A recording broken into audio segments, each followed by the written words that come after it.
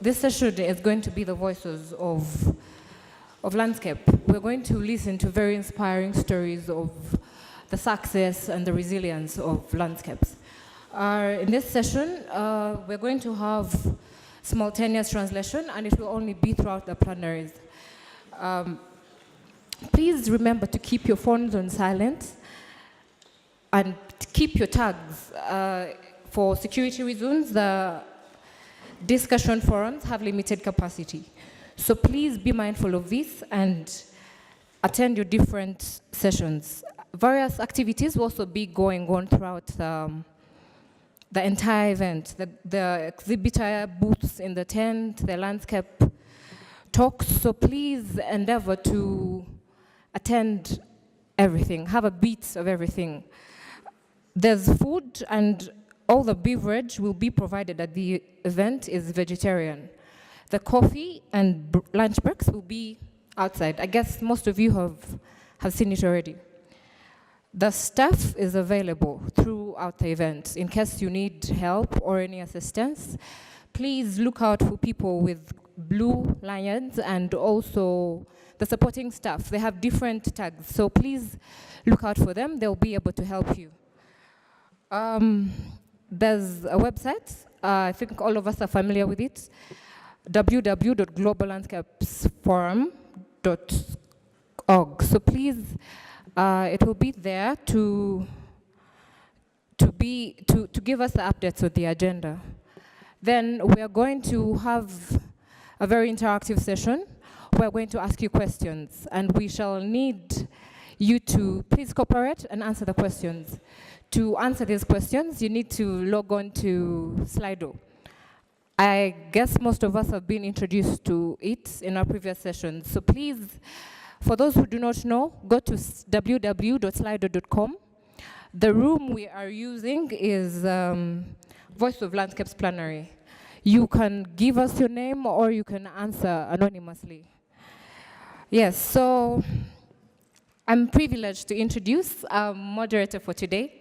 She's a very lovely lady, and she's a scientist at CIFOR. She's called Esther Mwangi. Please join me to welcome her.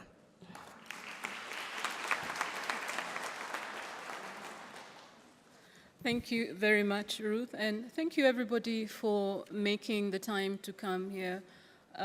It's such a delight to see all of you, and as a Kenyan, I would say karibuni sana. Karibuni sana, and I hope you're already enjoying your stay. So this morning, we're going to have a bit of a discussion with communities. I have to thank the representatives from the different communities who are all seated here right next to me. Africa has pledged to restore degraded landscapes up to 100 million hectares by 2030. That's an ambitious and a very important goal. And the question is, how does this get achieved? We think communities have a role to play. They're on the ground, they can accelerate some of these processes, or they can hinder them. But what's important is they've been doing this for decades. They've been working to restore landscapes for decades. So this session is really to bring out the voices of what communities who are on the ground have been doing. We have an esteemed set of presenters, and we will talk in three subsessions. In the first subsession, we will have each of our presenters talk about what they have been doing, what has happened, and why. In the second subsession, they'll be talking about, why does this matter? And in the third session, they'll be talking about how can we scale up some of these things. And our presenters are from different parts of Africa, and they've been working to restore forests or landscapes of different kinds, from mangroves to high montane forests, but also to farmland in dry forest areas. So I think we're going to have a lot of interesting discussions, and as Ruth has indicated, you will be able to engage through an online engagement tool. So our first question is about motivation and achievements, and we will begin with you, Daniel. Daniel Kobe. I think what we're all interested to know, Daniel, is what are some of the things that motivated you to actually go ahead and engage in restoration? What are some of your achievements or successes? Thanks, Esther. I think the issue of what motivated some of us to do restoration, or rather we are calling rehabilitation, reforestation, whichever name. The issue is we wanted to see our forest back to how it used to be. And from our forest complex in Kenya, we realized that there has been a lot of destruction, and for some of you know about Mau Forest Complex, is that there has been a lot of destruction going on, and being the inhabitants of the indigenous community of Mau Forest Complex, we realized that we cannot continue watching and seeing people destroy the forest and always wait for the Kenya Forest Service to do something. As a community, we realized it is now our turn, and most of the community members approach some of us and say, can we be part of the change in this forest? Can we protect the forest? Can we preserve the forest? Can we plant the trees ourselves without necessarily being given a chance or being given support by the Kenya Forest Service? As a community, we realized now it was a time. And at that time, again, we have been having a tussle with the government of the ownership of Mau Forest Complex as a Gay community. We realized we want to show them that we are not just interested in just land. We are interested in restoring and making Mau Forest Complex a better place to be. So from 2016, we have started working in Locoman Forest, and we have rehabilitated over 100 acres so far. And there is a lot of expansion and chances of us expanding to many areas. The community youths and women decided to come together, and for us, we only to provide the seeds or the seedlings, and the rehabilitation has started so far, and it is doing very well.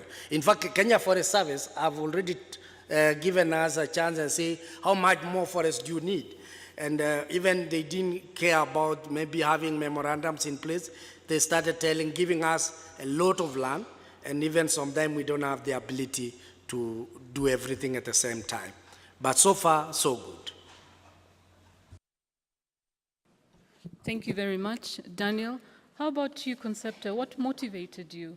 And what were some of the things that, the reasons for your success? Thank you very much, Esther. And now there is a national and global outcry of restoring degraded areas. In Uganda, in the 1980s, the coverage of forests was about 24%. Currently, it's only 9%. Now, we also wanted to join the group of people who want to see Uganda again in their past glory of good forest coverage. And this has helped us to have that inspiration to move forward. Now, secondly, our organization has a mission of improved livelihoods of women. In that we look at the rural women, we look at the girl child, but particularly the rural woman who does the production work on the farmland. Now, improved livelihood of women means having what she uses every day accessible to her. Now, in a degraded landscapes, a rural woman will not have the firewood.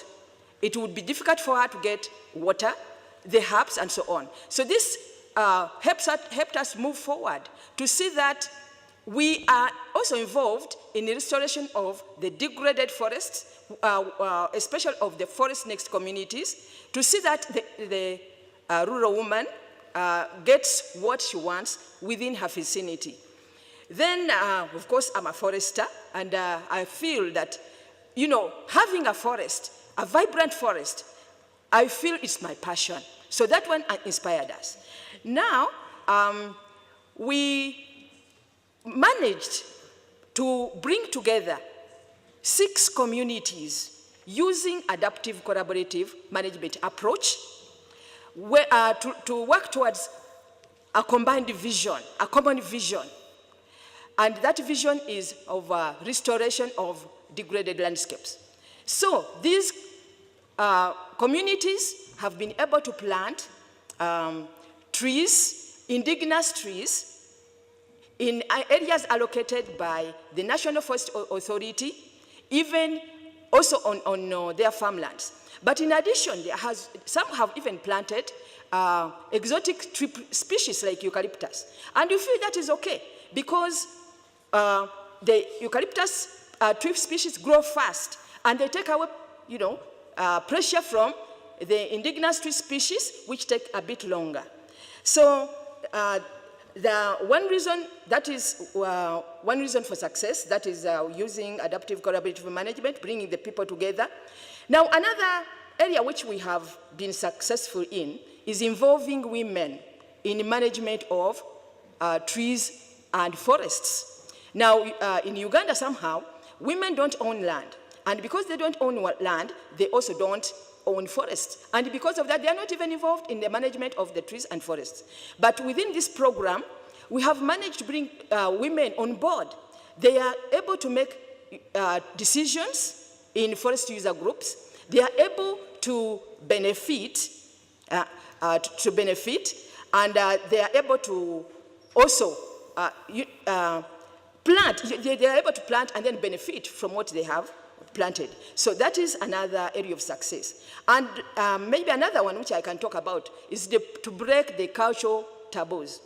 In the area where we are working, especially Lake Victoria landscapes around the Lake Victoria and the Central region, the women there were not allowed to plant certain tree species, which are very important in their livelihoods. One of them is the ficus. Now, this ficus, it symbolizes ownership of land. So women were not allowed to plant it. But through these interventions, we have been able to talk, sensitize communities, and now the women are able to plant those tree species. Very important, because they provide the fodder, they provide the firewood, they provide the shade for their crops. They are very good in making manure in the gardens. So you find that they are so much integrated in the agroforestry system, especially in the central region of Uganda. So those are some of the things I can talk about now. Thank you very much, Concepta. Just to take you a little bit back, what are some of the reasons that made it possible for this success to happen? If you can just briefly at least let people, you know, get a sense of what were some of the critical factors? Now, now, first of all, we were able to make these people realize that they are part and parcel of the restoration process. They are very important. These forests, the 10-year, they were able to know that these forests belong to them. And this was done through the adaptive collaborative management. When they sit together with all the stakeholders at district level, we have sub-counties. From the district, we have sub-county level. And then the community level, all those people, all the stakeholders, they would sit together, then come and plan for their forests. They vision what they want to do. And then later, they come up with actions towards that vision. So this, because they had a common vision together with all stakeholders, that, of course, the community members now knew that they were very important. And the women also were given a chance to talk out, you know, what they wanted in those meetings. So this one has contributed, one of the reasons why it has contributed to success of this intervention. Thank you very much, Concepta. I think those are useful points that you've raised. I think what we'd like to do now is to shift gears a little bit and go to West Africa, where we have Mr. Alassane Zorome. He's a farmer in Burkina Faso, and let's hear his story.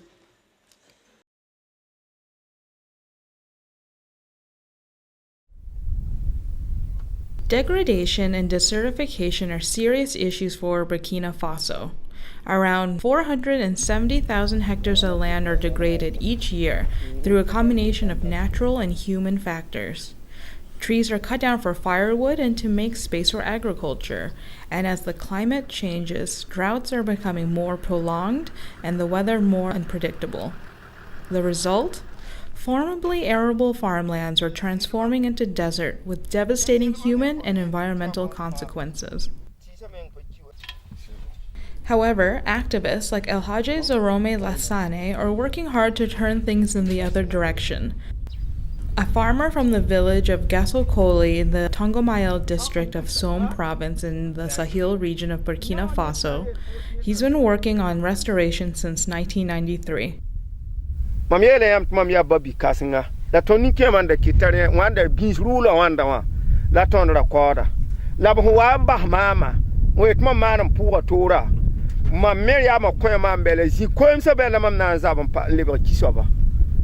He's personally restored 10 hectares of completely naked and barren lands and played a major role in mobilizing his village to do the same, resulting in around 200 hectares of total restoration in the area. However, at the beginning it was not easy and villagers laughed at him. But he believed in his ancestors' wisdom. La mosa we bi lbuni yele. Tizi pele ya wubrin le banwo. Il bunkanga hal ton yabra mala ton wuma. Ren kitizi pele famam sanya. Mam tarara orbelan toita liberjin sonno. Zorome's own commitment, hard work, and generosity have also played a major role in the restoration success. He invests significant amounts of his own resources into the work, spending up to $180 a year buying trees and hiring people to help him with the restoration activities on his land. He's readily offered his knowledge and skills and free seedlings from his nursery to other villagers. Since 2003, he's been supported by a local NGO, Tapalaga. Qui font la récupération. Parce que quand on prend Zorome, n'eût été l'engagement de tout le village qu'il a su, en tout cas, susciter. Et lui seul, malgré son courage, malgré sa volonté, il ne pouvait pas. Word of Gasokoli's restoration success is spreading. This is welcome news for Zorome, who strongly believes that widespread effort is needed to halt and reverse desertification. He is hopeful that partners and actors within the Great Green Wall for the Sahara and Sahel Initiative, GGWSSI, can attract the means to help make this kind of large-scale restoration happen. Adama Dolkum, senior staff at the Ministry of Environment, Green Economy and Climate Change of Burkina Faso and national coordinator for the Great Green Wall of the Sahara and Sahel Initiative, is confident that achievements on the ground, like that of Zorome, show that it is possible to green the Sahel. Vous savez, pour ces questions de gestion durable des terres, l'engagement est extrêmement important. L'engagement au niveau donc des collectivités, mais l'engagement au niveau individuel des acteurs qui s'impliquent. Et là, ça nécessite effectivement qu'il y ait des leaders qui poussent parce qu'ils croient effectivement à cette activité.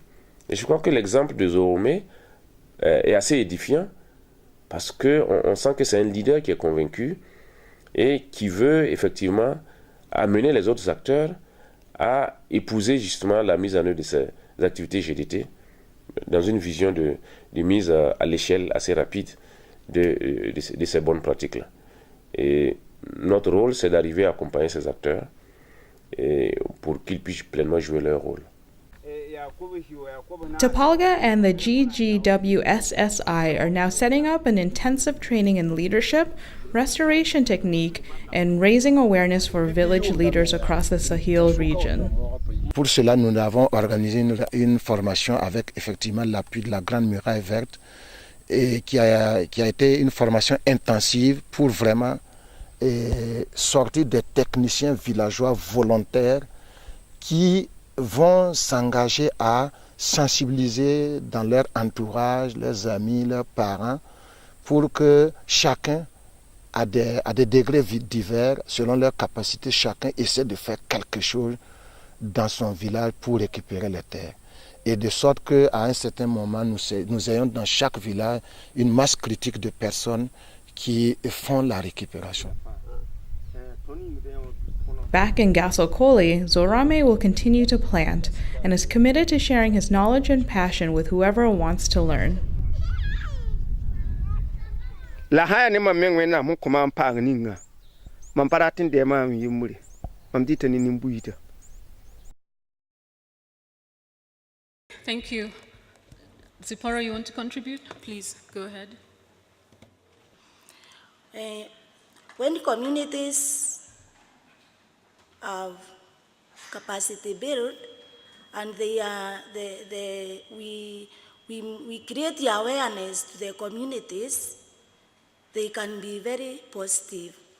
I'm saying this through experience because it is not that KFS came to us to go and start planting trees in the forest or stopping and protecting our forest. It is us who approached the government and they accommodated us. And from that time, we started with protection, forest protection, protecting the standing trees, because everybody now knew the forest does not belong to the government only, but it belongs to us. Because when the forest is destroyed, even our livelihood will go down. And in this reason, I know, like now we have many CFAs who have come together, and one CFA can have more than 7,000 members. And we are now around 18 CFAs within our eastern region. And I know we have more who are coming up. So with us, communities, we are very positive and we are very much willing to do conservation because God made the forest for us. And when we destroy it, He can be annoyed. When He got annoyed, the climate change comes now and we are affected. So There you go. we have to be very much. There's a very strong God out there who's going to punish you. Next, Mr. Ali. Merci. Thank you. For the example of Senegal, I agree in the fact that restoration in the community is important, but most people live in the capital and in big cities, not in the countryside. Nearly 70% of the population live in regional and national capitals, and often young people really are just waiting for the day that they can take their canoe to go to the capitals. When I cut down a tree, I make the decision myself. But when people want to protect trees and resources, they have to decide this at community level. And it's traffickers who are in the forest. In Senegal, between 5,000 and 7,000 containers of 40 trees are cut down by traffickers, and who then go via Gambia towards China. So the community in general has a lot of issues because these people have a lot of money, they corrupt the entire system. I've had 5 attempts on my life. I've been 10 times before the courts. And it's traffickers that take me to court saying that I'm attacking their dignity. and have to pay a great amount of fines. So how can we raise awareness within the community about this? Thank you. All right, thank you. I think we're going to shift gears a little bit and move to the next question. And the next question is about scaling up some of these efforts that you, our panelists, have been doing. So what we wanted to find out from you, for example, from Mr. El Ali, what are some of the things that you have done to try and spread this way beyond your village? I think you had started mentioning that, but we're interested to understand better, who are some of these critical actors for this expansion, for this acceleration of restoration, and what do we need to do more to increase and expand these efforts? Mr. El Ali? Merci. Thank you. In order to succeed, we need human commitment. We need the people to understand that this is for them and that restoration of ecosystems is beneficial for their economy, for their agriculture, for their cattle raising, for collecting fruit, etc. But to do this, this needs to be progressive. We need to involve everyone. We have coordinators who lead groups in the field. And we have area leaders, which they work with. These area leaders will each manage 10 villages. So there's 5 area leaders, each leading 10 villages. And then around 10 coordinators within the southern region, where we have the Casamance Delta. And these 10 coordinators will then manage 50 area leaders, who in turn each manage 10 villages, so that's 500 villages in total. If each village plants 20 hectares, and planting mangroves is very easy. You just go down to pick up the seed, and then you put it in the ground.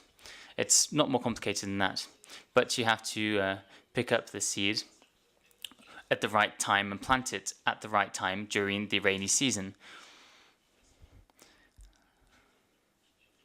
And you do this in this way because God, who is very great, has done things well. So this commitment is based on our success with the people. So people lost great surface areas of rice paddies. They saw these rice paddies become fertile again thanks to our techniques. So that's the success story of our operation, is that the people have taken this on board because they can see that they are collecting more rice, and the fisher folk are also seeing more fish. They have more oysters, for example. So the entire system that is set up leads to benefits. Even the rains in the southern region is quite regular. This is because we have widespread mangrove forests. Even though we have lost 40%, we then restored 10% of this 40% that was lost. So if we keep going in this direction, I think that we will be successful. Okay. So benefits are central to scaling, but also a mechanism of coordination across vast areas. Does anyone else have on the panel any thoughts or suggestions around scaling? Zipporah? Oh, okay. Yeah. First of all, within our culture, like us women, we were not around to talk much about trees, but now the culture have changed. People have changed their attitude, whereby now we have spearheaded to mobilize the other communities, both men, women, and the youth, so that we can plant trees. We can even, sometimes we can sell our trees. We educate our children, because if we do not educate our younger generation, then they will be the one on the front line to destroy our forests. And then we didn't have our own shambas. But now we can plant trees for our own, and for this, we have also encouraging others to register their groups. And within this, I've seen that we are little moving, because the men now can allow us to do the restoring, and also we can use even our shambas easily. Thank you. Excellent. So I think what you've just heard there is a very important point, in the sense that gender relations are also shifting, and therefore women are being able to plant, and that is key to scaling up. And I think that's really critical, that you're actually increasing the number of people who are actually doing this.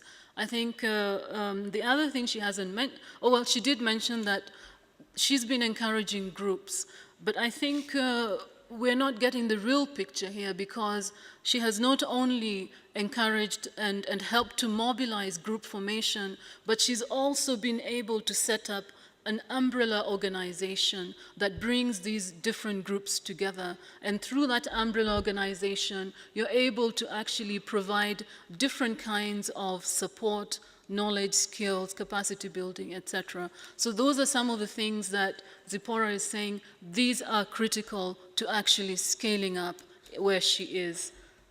Does anyone else have to add, Concepta? Yeah, thank you very much. Now, in addition to that, success story of the restoration process is actually helping other people to want to do what has happened here. In case of our area, these groups, the sites where we were, they had a collaborative management approach with the National Forest Authority. And this has encouraged even other areas to start the same partnerships with NFA, within the National Forest Authority, so that they can also do the same as these people did.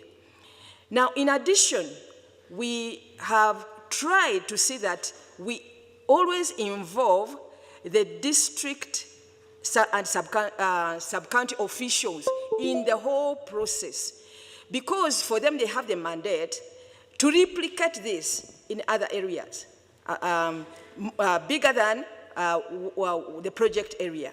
So we make sure that in whichever activity, in the trainings, they are so much involved as trainees and as trainers, because communities come up with certain interventions they want. For example, they may want beekeeping, where they may want fish farming, and we get the district officials to come and do the training. They see what these people have done. They also add the capacity they have, and this they take to other areas.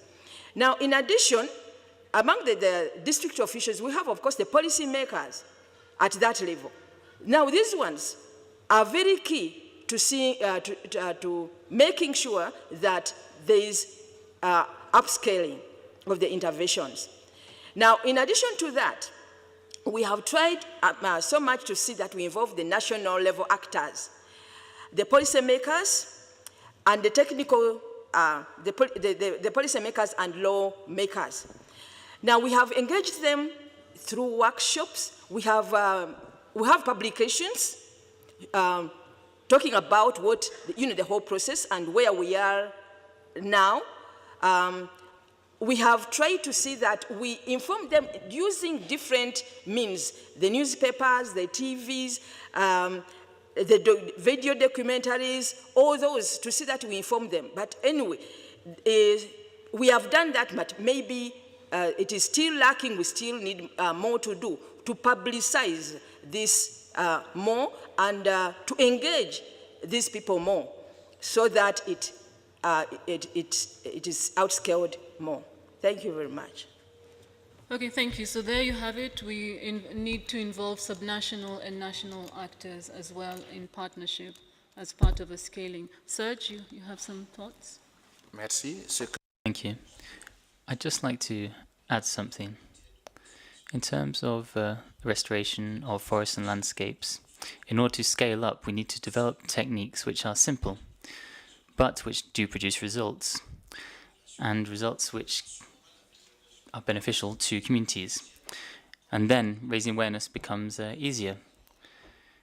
We are working to develop local leaders, to develop local skills, so that local communities can take ownership of these. We need to bring these techniques as close as possible to the people on the ground.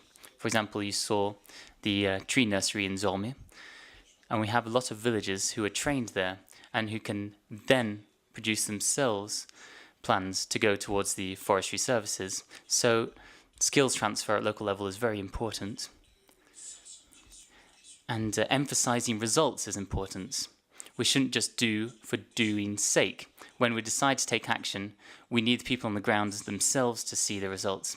If we work on the basis of these results, and that villages and communities learn from results and from these examples, that's very important.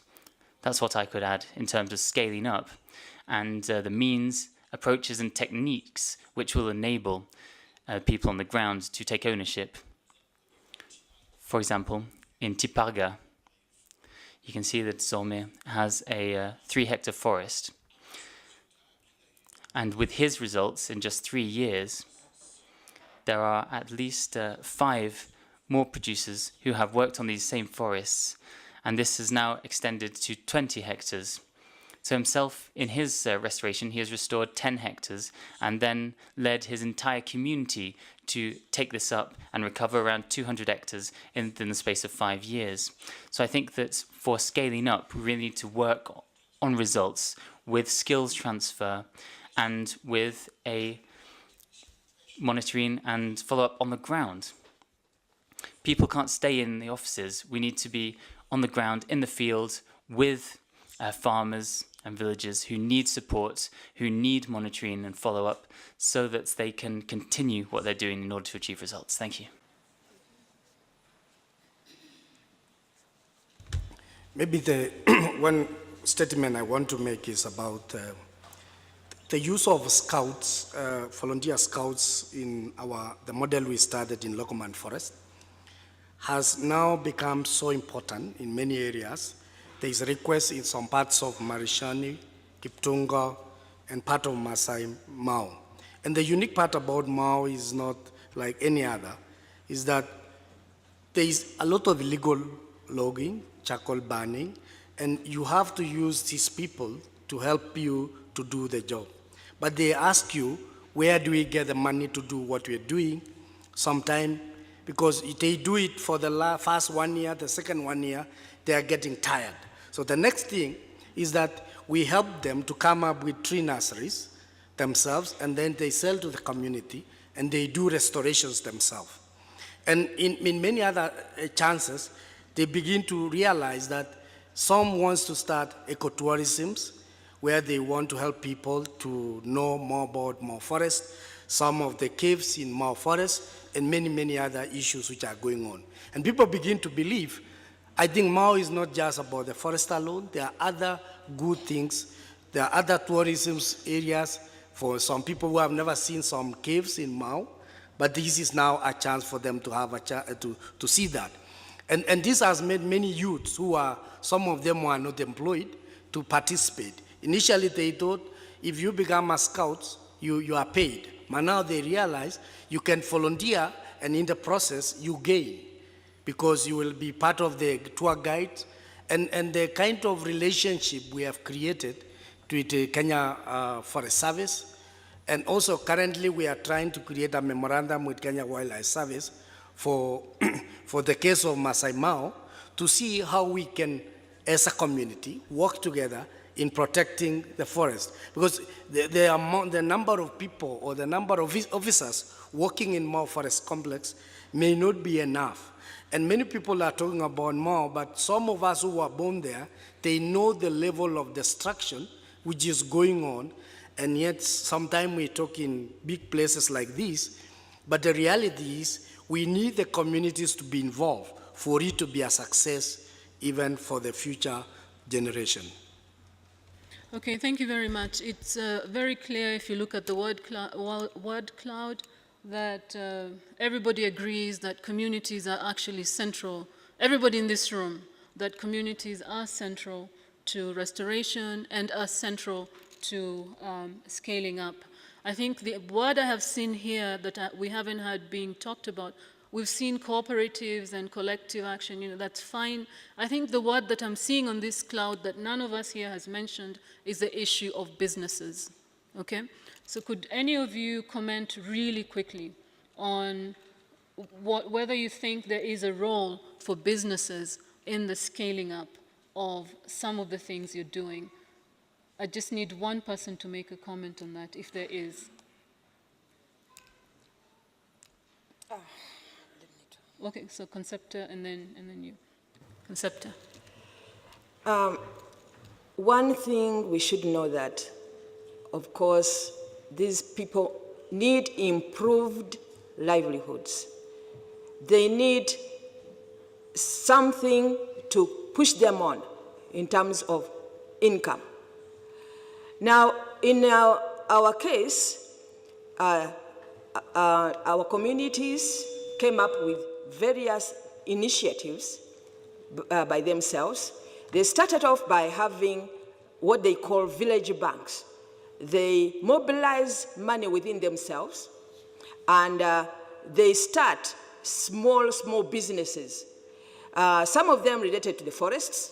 For example, we call them roadside tree nurseries, or they are called the backyard nurseries, tree nurseries.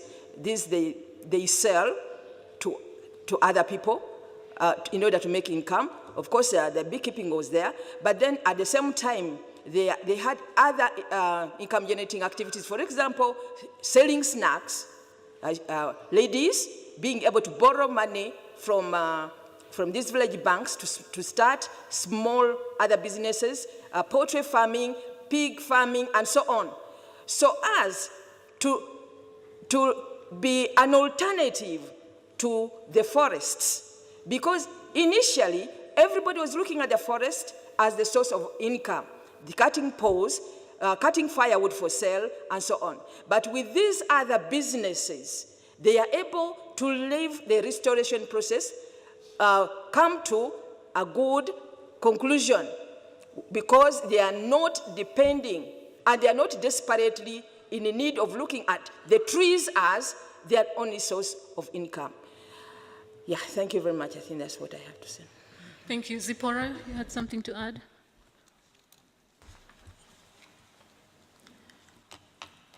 The trees we are planting now, especially on our own shambas, we are planting trees for business.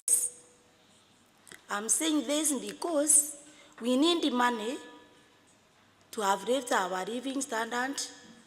We have food.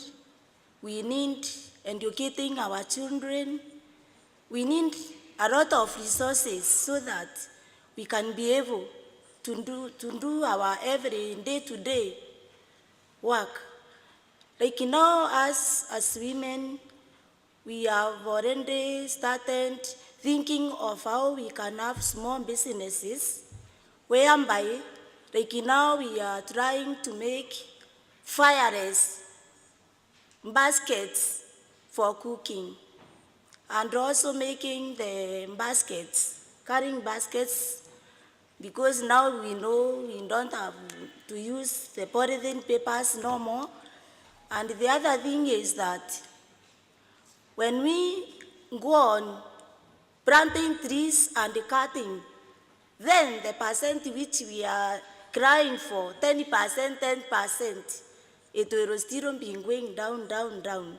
So if we have ways of how we can engage ourselves to businesses, and then with the communities being helped, and the trees, instead of cutting the younger generation of trees, the tree grows even over 30 years.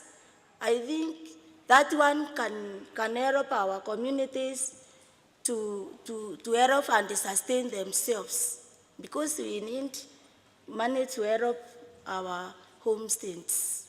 Thank you.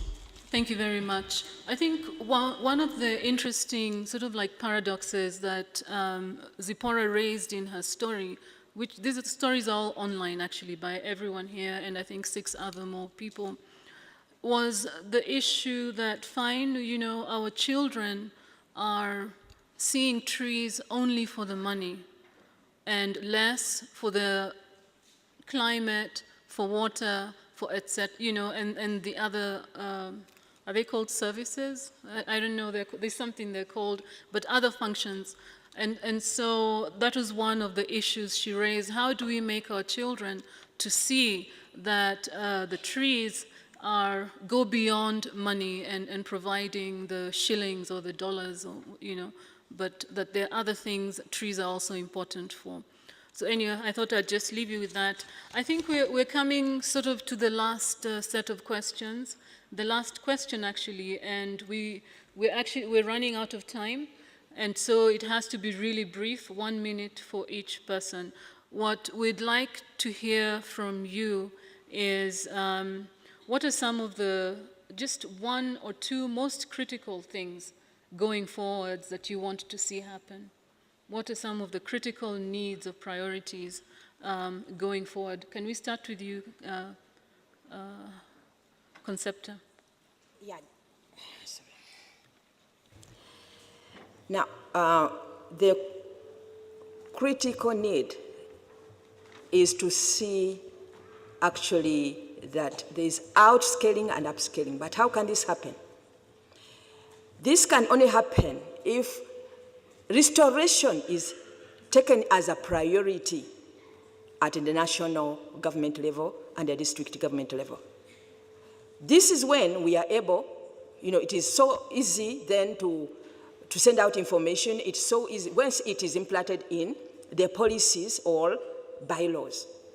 So one of our most critical need is to see that we have policy engagements to make restoration a priority so that it is allocated more funds for implementation. And in that, we also need more publicity of our success stories. So that the policymakers are more exposed to what is happening. They should know that this thing is possible. With the community's involvement, it is possible. With the women involvement, it is possible for the people to take charge of the restoration process. Thank you very much. Thank you. Daniel? I think one part which I will really wish is always to allow the community to be part of the restoration, through also allowing them to give a chance for their traditional knowledge, the use of traditional knowledge for restoration. And if they are always not allowed to give how else and how better can the forest be restored, without necessarily using some scientific restoration. The traditional knowledge which works in many communities, especially for us in the Ogier community, we have always seen that it can work. Regeneration, allowing even to regenerate alone without even planting, makes it very well. Because sometimes with the planting can take time, but sometimes when the place is left to regenerate, it comes out well. Secondly, about firefighting. The communities are not trained on firefighting or given a chance, but when there is always fires coming up, they are told, community, can you come and assist? But they have never been trained or given a chance to understand how to do firefighting. So it's something which needs a bit of training. And even for us, the scouts we are having, we have been always saying, how can we train our scouts on firefighting?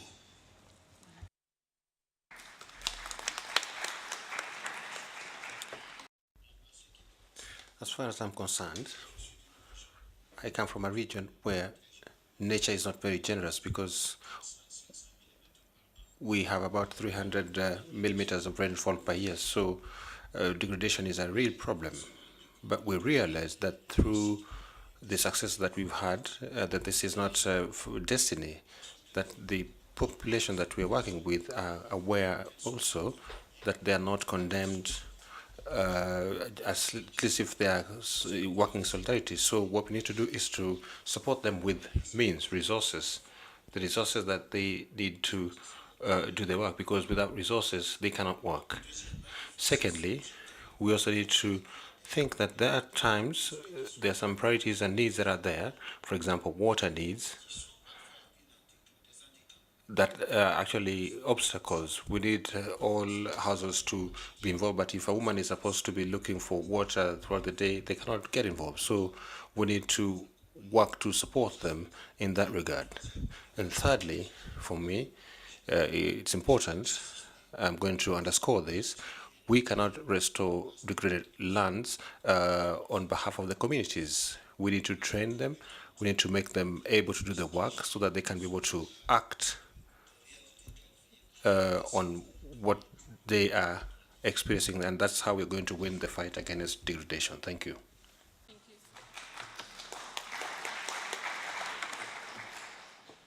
Zipporah? Yeah. Mine is, let us join our hands together, all government agencies, communities, institutions, landscape restoration, teachers, NGOs, donors, the rangers groups, well wishers, indigenous people, so that let us build ongoing initiatives rather than starting new ones, supporting by funding implementing of the laws, especially Act 25 for Kenya, put more efforts on conserving our environment for us and also for the coming generations. Of course, we know we met forests, and we have to think of others who are not even being born. When we restore forest landscapes, we help communities to reconnect and secure our local livelihoods. Thank you.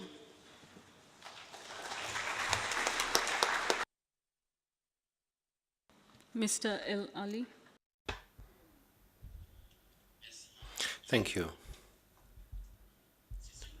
It is certain that we need to promote examples of success stories. It is certain that we need to support those who are doing a good job. I left restoration yesterday. I'm going to go back to my country, and I will continue doing that, and I will do with the energy and with what resources I have. You have the Green Climate Fund, $30 billion. We can't access that. The environment budget in my country is 1%, and we can't access that. So how do we do? What we say is that if you don't support the best examples, we shall do what we have done. But what is gaining ground is desertification, climate change, and all that. So we are spoiling the whole planet. So let's stop talking and let's act. Thank you. Thank you. Thank you very much. I think we have reached the end of our session. I don't really have anything to say. I think everything has been said.